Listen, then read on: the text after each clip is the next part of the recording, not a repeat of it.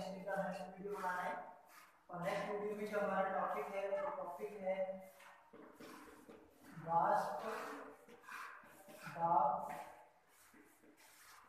अवनमन के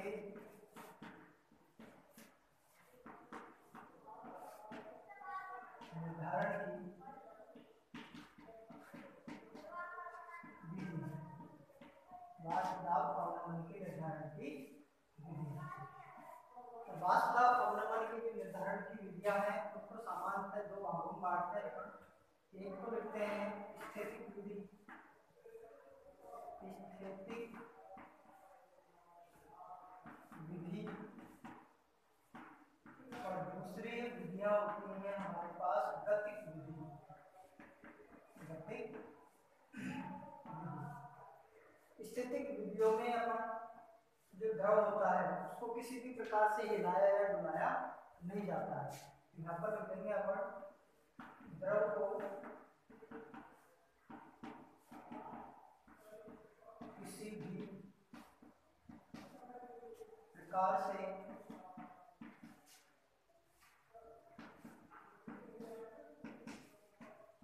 हिलाया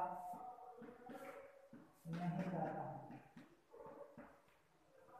और इस प्रकार की विधि में अपन पढ़ेंगे यहाँ पर मैनोमेट्रिक विधि। मैनोमेट्रिक विधि। दूसरी जो गतिक विधियां हैं इनमें जो द्रव होता है, द्रव को वायु की धारा या गर्म करके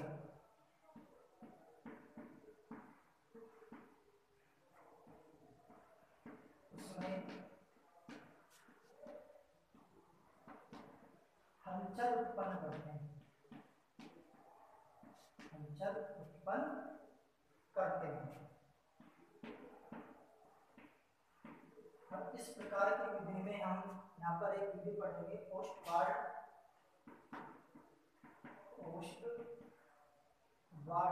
तथा वाकर की विधि। ओस्टवार्ड तथा वाकर की विधि, ठीक है। अब देखो यहाँ पर हम फर्स्ट विधि लेते हैं मैनोमेट्रिक विधि। तो पहली विधि है हमारे पास मैनोमेट्रिक विधि। मैनोमेट्रिक विधि में हमारे पास दो बल्ब होते हैं। इन दोनों बल्बों को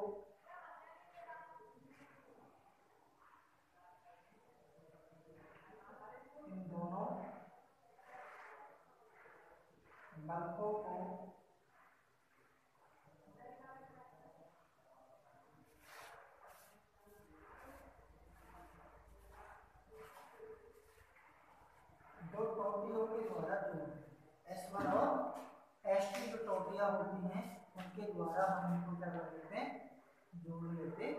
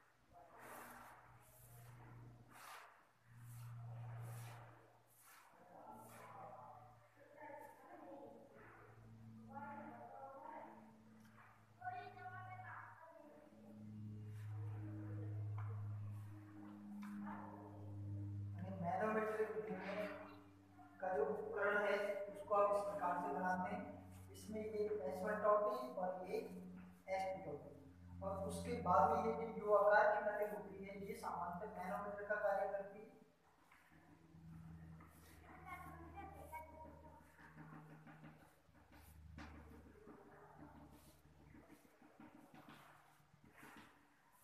ये है हमारे पास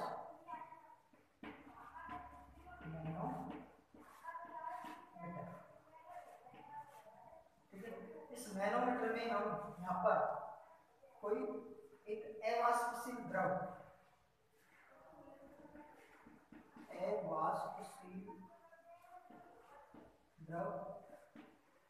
कम घनत्व वाला अवाष्पशील द्रव इसके अंदर भर देते हैं, जैसे एन ब्यूटिल थैलेट है, एपिंजा तेल है, या फिर एन ब्रोमो नेस्टलेन है, उसका द्रव इसमें भर देते हैं। और ये जो हमारे पास बल्ब है, एक है बल्ब ए और एक है बल्ब बी। ये बल्ब ए है, इसके अंदर अपन ने भर रखा है सॉल्वेंट, और एक में भर रखा है अपन ने सॉल्यूशन। ये देखो, ठीक है। अब हम क्या करते हैं कि यहाँ पर टू पंप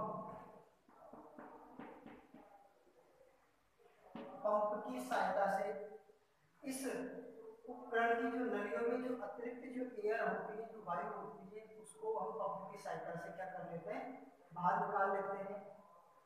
उसके बाद में इसमें केवल विलायक की वाष्प शेष रहती है। जब विलायक की वाष्प शेष रहती है और अतिरिक्त वायु को जब हम बाहर निकाल देते हैं तो S1 में S2 टोटी को बंद कर देते हैं।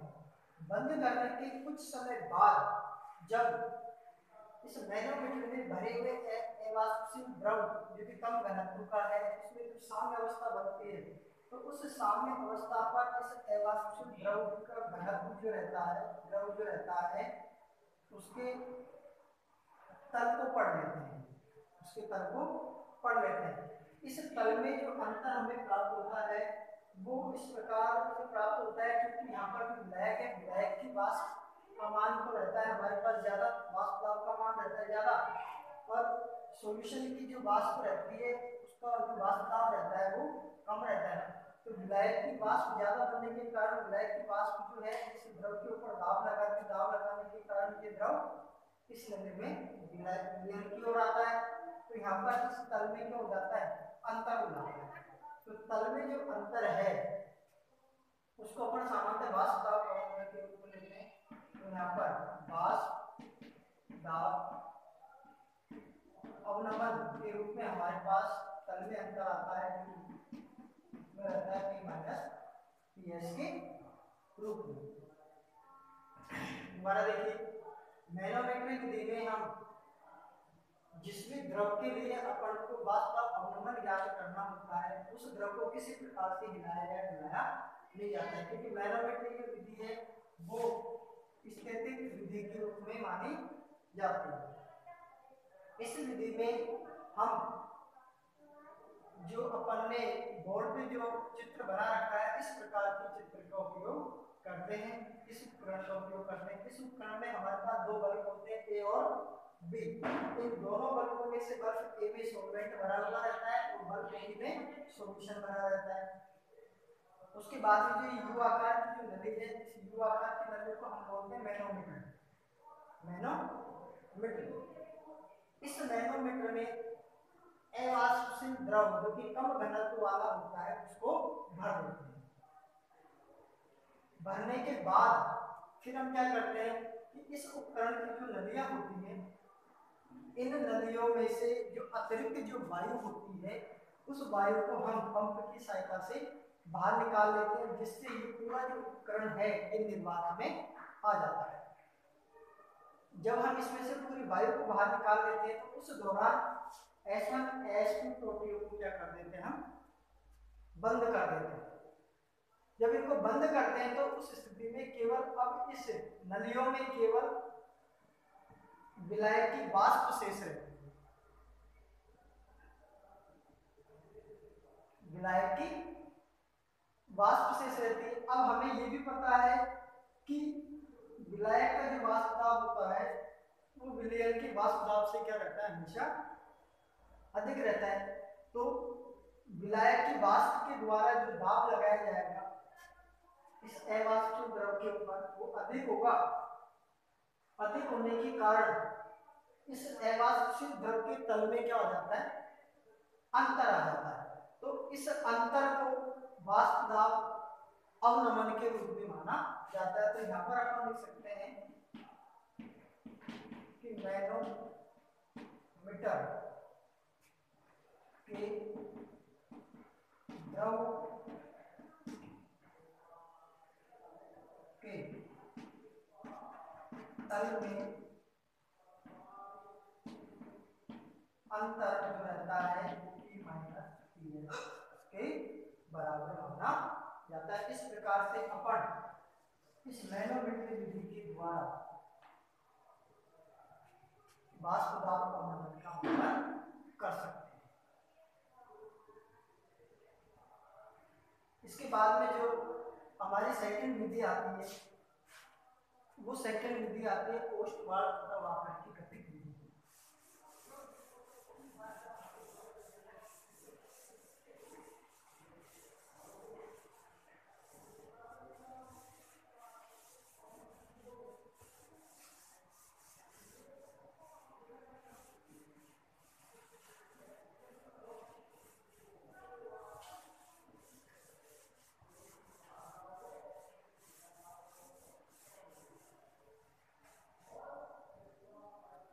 ओस्टवाल्ड तथा वाकर की गतिक विधि में सेकंड विधि है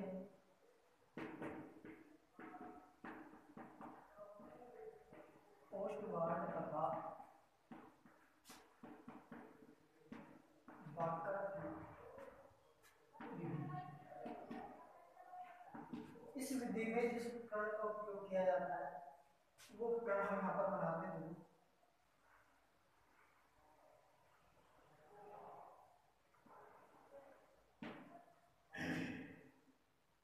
इस उपकरण में भी हम बल्बों के दो समुच्चय बनाते हैं और इन समुच्चयों में हम इस प्रकार से नलियां जोड़ देते हैं।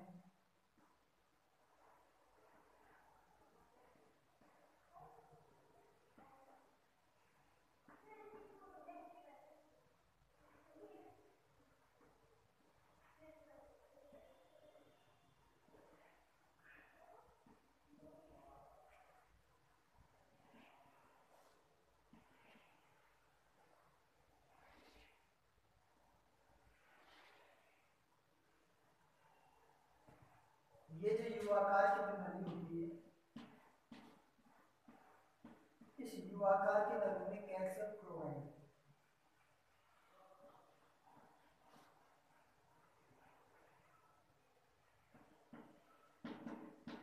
शुष्क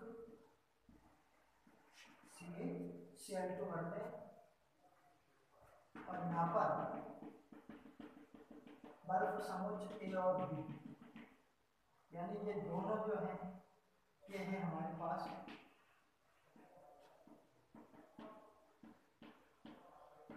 बल्ब समुच्चय B के रूप में और ये दोनों हैं हमारे पास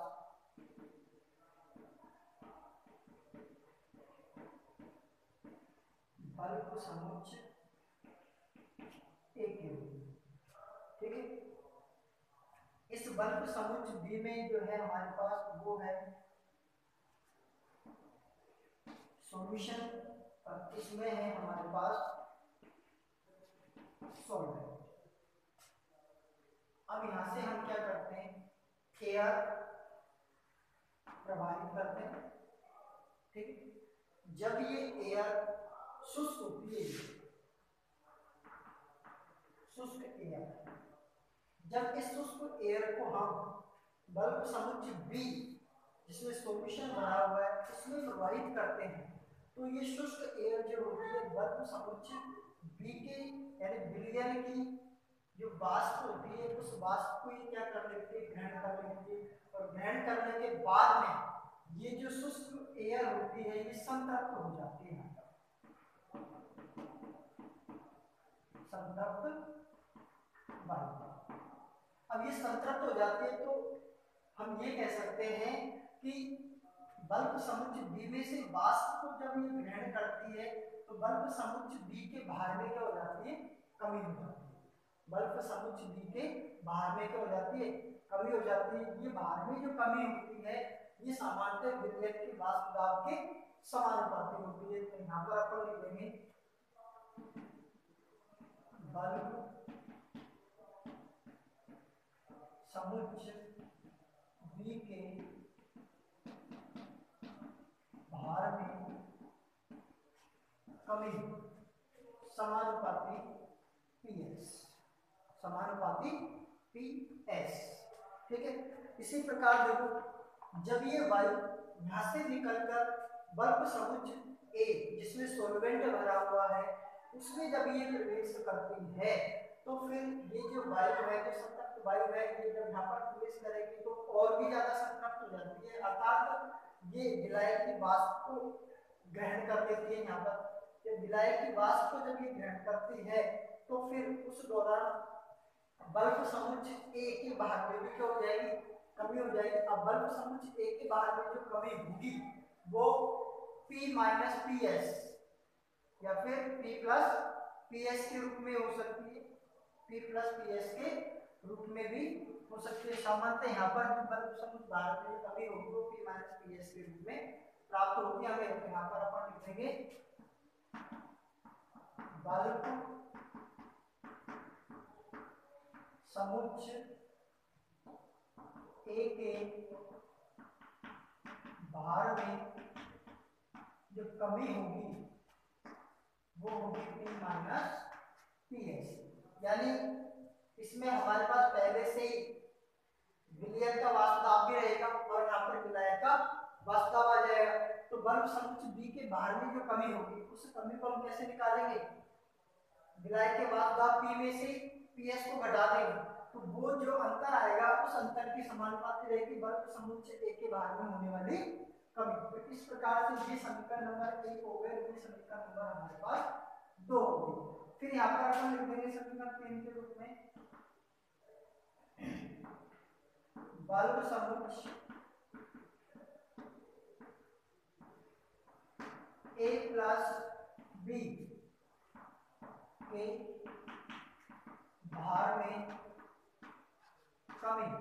अब ये समानुपाती होगी दोनों के लिए। देखो PS plus P minus PS, यानी जब इसको अपन सरल करते हैं ये आ जाएगी हमारे पास PS plus P minus PS को पीएस से पीएस कैंसिल हो जाएगा तो यहाँ पर इतना क्या रहेगी हमारे पास बी। बल्ब समुच्चय ए प्लस बी के बाहर में होने वाली जो कमी होती है वो सामान्यतः पी के रूप में पाई जाती है। अब हमारे पास जो सूत्र रहता है वाष्प दाब का आपेक्षिक अवनमन ज्ञात करने के लिए तो उसे हम बना सकते हैं सूत्र 4 के रूप में कि देखो बल्ब समुच्चय ए के भार में कमी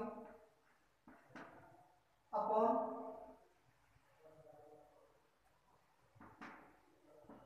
बल्ब समुच्चय ए प्लस बी के भार में कमी बराबर बल्ब समुच्चय ए के बाहर में होने वाली कमी है हमारे पास P माइनस पी एस के रूप में और बल्ब समुच्चय ए प्लस बी के बाहर में होने वाली कमी है हमारे पास P के रूप में। तो इस प्रकार से ये हमारे पास समीकरण नंबर 4 प्राप्त होती है P minus P S upon P। यानी समीकरण 4 के द्वारा हम वाष्प दाब में आपेक्षिक अवनमन या वाष्प दाब अवनमन को ज्ञात कर सकते हैं। यदि हमारे पास विलायक के रूप में क्या ले रखा है, अपन ने जल ले रखा है, तो जल अत्यधिक वाष्प बनाएगा तो जल के नमी को जो ग्रहण करता है वो करता है कैल्शियम क्लोराइड। तो कैल्शियम क्लोराइड के भार में क्या हो जाती है, वृद्धि हो जाती है। तो कैल्शियम क्लोराइड के भार में होने वाली जो वृद्धि होती है वो सामान्यतः P माइनस पीएच के समानुपाती होती है। तो यहाँ पर अपन लिख सकते हैं सूत्र नंबर 5 के रूप में कि CaCl2 के भार में होने वाली वृद्धि अपॉन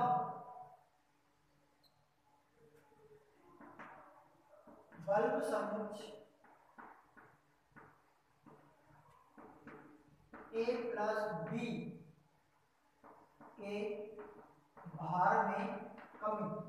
तो वृद्धि तो इसमें कितनी होगी, कैल्शियम क्लोराइड के भार में होने वाली वृद्धि रहेगी हमारे पास P माइनस पीएच के रूप में, और बल्ब समुच्चय A प्लस B के भार में होने वाली कमी रहेगी P के रूप में। क्योंकि हम P माइनस पीएच का मान का सीधा निर्धारण नहीं कर पाते हैं, तो उसका सीधा निर्धारण करने के लिए हम फिर इसका उपयोग करेंगे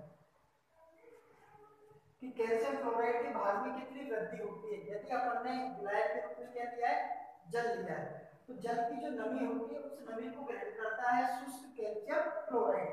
जब ये इसकी नमी को ग्रहण कर लेता है तो कैल्शियम क्लोराइड के भार में क्या हो जाती है, वृद्धि हो जाती है। तो कैल्शियम क्लोराइड के भार में होने वाली जो वृद्धि होती है वो सामान्यतः वाष्प दाब अवनमन के क्या होती है, समानुपाती होती है। इसको अपन P माइनस पीएच के रूप में ले सकते हैं। तो बल्ब समुच्चय A प्लस B के भार में होने वाली जो कमी होती है वो सामान्यतः हमारा समीकरण नंबर 3 के रूप में है, P के रूप में। तो इन दोनों का जो अनुपात होता है समीकरण जो है हमारे पास 3 और समीकरण 3, और यहाँ पर कैल्शियम क्लोराइड के भार में होने वाली कमी है P माइनस पीएच के रूप में। तो इन दोनों के अनुपात को अपन क्या कह देते हैं, वाष्प दाब का अपेक्षित अवनमन। ठीक है, इस प्रकार से हम वाष्प दाब अवनमन के निर्धारण की विधियां जो हमारे सिलेबस में दो दे रखी है, एक है मैनोमेट्रिक विधि और दूसरी है ओस्टवाल्ड-वाकर की गतिक विधि। तो ओस्टवाल्ड-वाकर की गतिक विधि में आप लोगों को ये चित्र याद रखना है जिसमें दो बल्बों के समुच्चय होते हैं, एक ए होता है एक बी होता है। बल्ब समुच्चय बी में हम क्या भर देते हैं, सॉल्यूशन भरते हैं, और बल्ब समुच्चय जो ए है उसमें भरते हैं सॉल्वेंट। फिर क्या करते हैं, इसमें शुष्क एयर प्रवाहित करते हैं। ये शुष्क एयर जैसे ही बल्ब समुच्चय बी यानी विलयन के संपर्क में आती है तो विलयन के वाष्प को ये ग्रहण कर लेती है और संतृप्त हो जाती है। जब ये संतृप्त होती है तो उस दौरान विलयन के भार में कमी आ जाती है, यानी बल्ब समुच्चय बी के भार में कमी हो जाती है। बल्ब समुच्चय बी के भार में जो कमी होगी वो समानुपाती रहेगी विलयन के वाष्प दाब पीएच के। जब ये संतृप्त वाली जब विलायक में प्रवेश करती है तो विलायक में जाने पर ये और अधिक संतृप्त होगी, यानी यहाँ पर भी ये क्या करेगी, वाष्प दाब को ग्रहण करेगी या फिर इसकी नमी को क्या करेगी, अवशोषित करेगी। अवशोषित कर लेगी तो फिर बल्ब समुच्चय ए के भार में भी क्या हो जाएगी, कमी हो जाएगी। अब बल्ब समुच्चय ए के भार में कितनी कमी हुई उसे हम निकालते हैं P माइनस पीएच के रूप में, क्योंकि विलायक का वाष्प दाब जो होता है विलयन के वाष्प दाब से क्या होता है, अधिक होता है। तो वहां पर विलायक के वाष्प दाब में से विलयन के वाष्प दाब को घटा देंगे, घटाने के बाद में जो हमारे पास जो अंतर आएगा डेल्टा P के रूप में वो बल्ब समुच्चय ए के भार में होने वाली कमी के समानुपाती रहेगा। इस प्रकार बल्ब समुच्चय ए व बी दोनों के भार में होने वाली कमी को ज्ञात करना है। तो इन दोनों को हम क्या कर देते हैं, जोड़ देते हैं। जोड़ने पर विश्लेषण करते हैं तो पी से पी कैंसिल हो जाता है, केवल यहाँ पर क्या रह जाता है पी।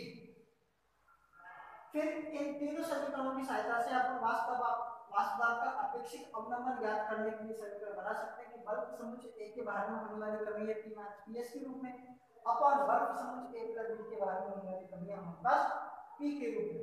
तो ये सूत्र बन जाएगा। अब देखो यदि यहाँ पर सॉल्वेंट के रूप में क्या ले रखा है अपन ने, जल ले रखा है, तो जल जब लेते हैं तो इस दौरान जल की जो अतिरिक्त जो नमी होती है उस नमी को ग्रहण करता है शुष्क कैल्शियम क्लोराइड। तो यहाँ पर कैल्शियम क्लोराइड के भार में वृद्धि हो जाती है। तो कैल्शियम क्लोराइड के भार में जो वृद्धि होती है वो सामान्य वाष्प दाब अवनमन मानी जाती है, यानी कितनी वृद्धि होती है वो P माइनस पीएच के बराबर होती है। तो यहाँ पर एक अलग से सूत्र बन जाता है, कैल्शियम क्लोराइड के भार में होने वाली वृद्धि अपॉन बल्ब समुच्चय ए प्लस बी के भार में होने वाली कमी बराबर P minus pH upon P। सभी सूत्रों की सहायता से अपन मास दाब का अपेक्षित नमून में मास दाब और मोमेंट को ज्ञात कर सकते हैं। Thank you.